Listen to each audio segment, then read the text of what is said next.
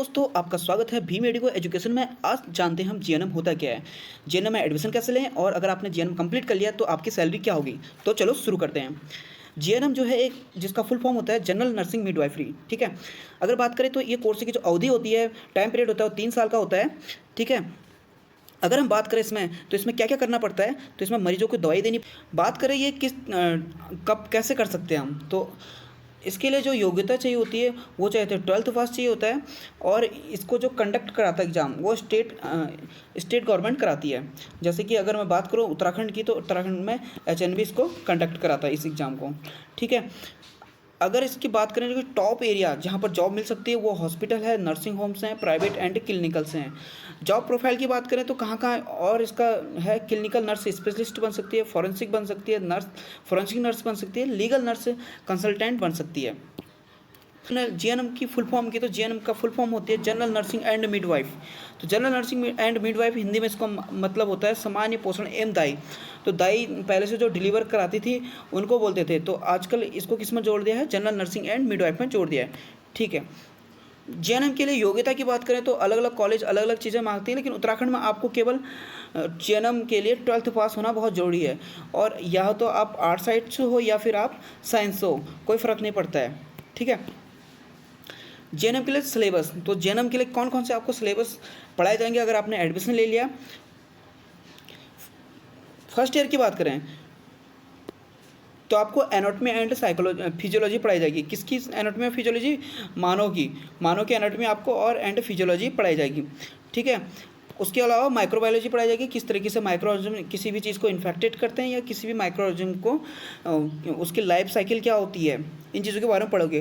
Fundamental of nursing में आप ये पढ़ोगे कि फंडामेंटल ऑफ नर्सिंग एक बेस है, मतलब बेसिक चीज़ें हैं कि किसको क्या बोलते हैं, बीपी क्या होता है, टेम्परेचर क्या होता है, टेम्परेचर को लेते कैसे हैं, इन चीज़ों के बारे में पढ़ोगे। फर्स्ट एड तो आजकल हर जगह पढ़ाया जाता है। तो कभी भी इमरजेंसी कंडीशन में आप किस तरीके से किसी भी इंसान को बचाने के लिए, किसी मरीज को बचाने के लिए आप क्या क्या करोगे, इन चीज़ों के बारे में आपको पढ़ाया जाएगा। कम्युनिटी हेल्थ नर्सिंग, कम्युनिटी में जो होता है, कम्युनिटी में एजुकेशन, कम्युनिटी में बीमारियाँ, कम्युनिटी के प्रोफेशन, और इसमें आप होम विजिट करोगे, लोगों को एजुकेट करोगे गांव-गांव जाके। ठीक है, हेल्थ एजुकेशन आप हॉस्पिटल में भी दे सकते हो और चाहे तो आप कहाँ दे सकते हो, कम्युनिटी में भी दे सकते हो। ठीक है, न्यूट्रिशन की बात करें तो न्यूट्रिशन भी आपको न्यूट्रिशन के बारे में पढ़ाया जाएगा कि एक नॉर्मल महिला को कितनी ज़रूरत होती है, एक पुरुष को कितनी ज़रूरत होती है, छोटे बच्चे को कितनी ज़रूरत होती है कैलोरी की, और एक डिलीवर महिला को कितनी ज़रूरत होती है आप, या प्रेगनेंसी में कितनी ज़रूरत होती है।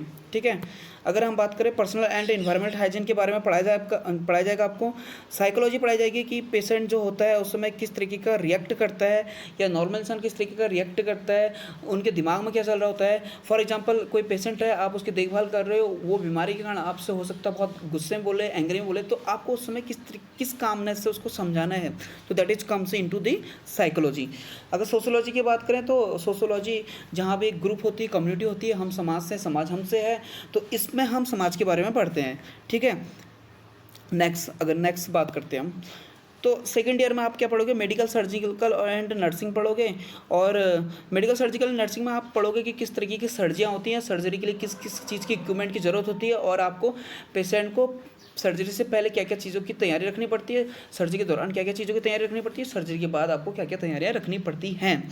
ठीक है, अगर हम बात करें फार्माकोलॉजी के बारे में पढ़ोगे आप, और सेकेंड ईयर में आप पीडियाट्रिक नर्सिंग भी पढ़ोगे। ठीक है, सेकेंड ईयर में डाल दिया गया है, पहले थर्ड ईयर में था, तो सेकेंड ईयर में भी आप पीडियाट्रिक नर्सिंग पढ़ोगे। पीडियाट्रिक नर्सिंग का मतलब यही है कि बच्चा अगर पहले पैदा हो गया तो क्या क्या करना चाहिए, बच्चा पैदा पहले कैसे होता है, और उसके अलावा बच्चे को कौन कौन सी बीमारियाँ हो सकती हैं, और कौन सी बीमारी होगी तो आपको क्या क्या प्रिकॉशन रखनी पड़ती है। और आप as a health nursing officer, क्योंकि जीएनएम पास करने के बाद आप रजिस्टर्ड नर्स बन जाओगे, जिनको आप नर्सिंग ऑफिसर बोलते हैं। तो एज ए नर्सिंग ऑफिसर आप जो उनकी फैमिली है, बच्चों की फैमिली है, उनको किस तरीके से एजुकेट करते हो। ठीक है, थर्ड ईयर की बात करें तो थर्ड ईयर में आपको 2 सब्जेक्ट पढ़ाने को मिलते हैं। एडवांस कम्युनिटी हेल्थ नर्सिंग, वही जो कम्युनिटी है उसका थोड़ा एडवांस आपको पढ़ना पड़ेगा।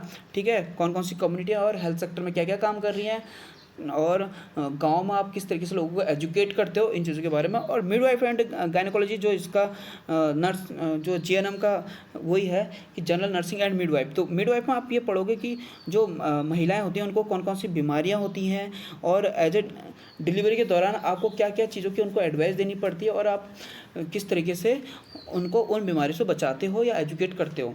ठीक है, उसके अलावा आपको थ्योरेटिकल नॉलेज तो आपको मिलेगी वहाँ पे, थ्योरेटिकल नॉलेज मिलेगी और उसके साथ साथ क्या होगा, उसके साथ आपको प्रैक्टिकल की नॉलेज भी रखनी पड़ेगी। प्रैक्टिकल की नॉलेज रखनी पड़ेगी मतलब आपको हॉस्पिटल जाके काम करना पड़ेगा वहाँ पर, ठीक है, पेशेंटों से मिलना पड़ेगा और उसके अलावा आप कम्युनिटी में भी ये काम आपको करने पड़ेंगे, प्रैक्टिकल काम करने पड़ेंगे। ठीक है, जो कि एक बहुत अच्छी बात है नर्सिंग की कि आपको उसी के दौरान आपको सारा काम सीख जाते हो।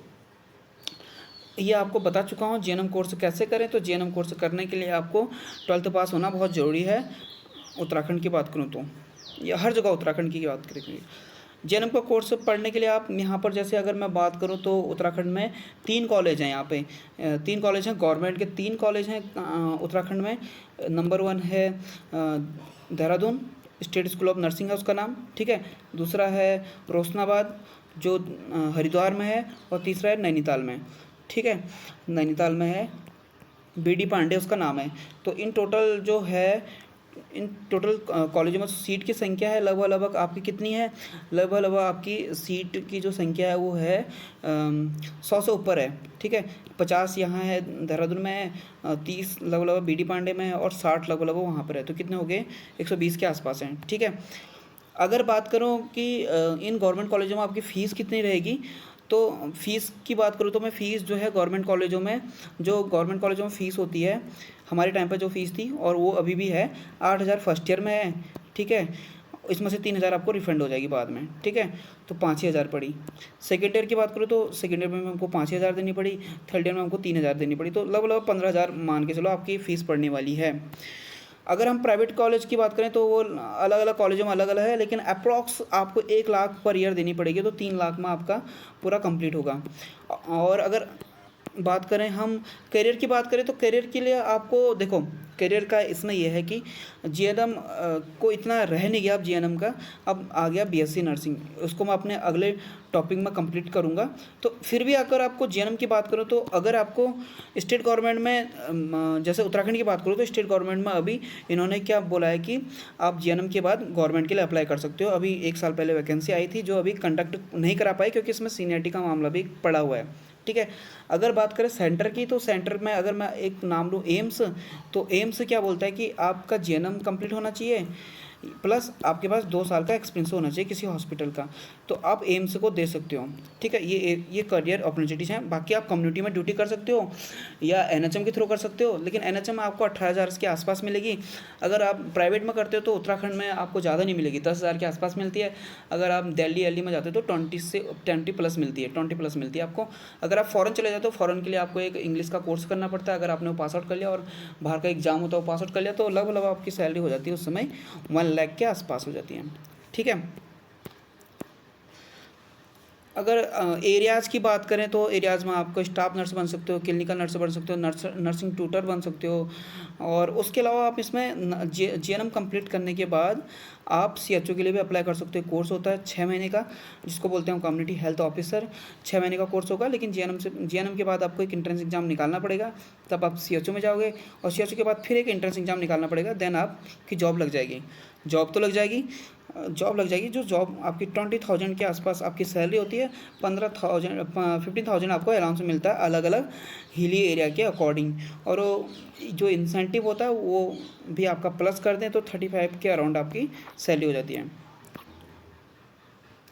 नर्स के कार्य आपको जितने भी पेशेंट से आपको डील करनी है, डॉक्टर्स से डील करनी है, ऑपरेशन थिएटर में आपको हेल्प करनी है, आपको पेशेंट को प्रिपेयर करना है, साइकोलॉजिकली आपको उनको बताना है, इंजेक्शन लगाना, कैनुला लगाना, बोतल लगाना, ये सब कुछ काम होता है। बोतल मतलब जो आईवी जो वहाँ पर क्या होते हैं, जो फ्लूइड होते हैं, ठीक है।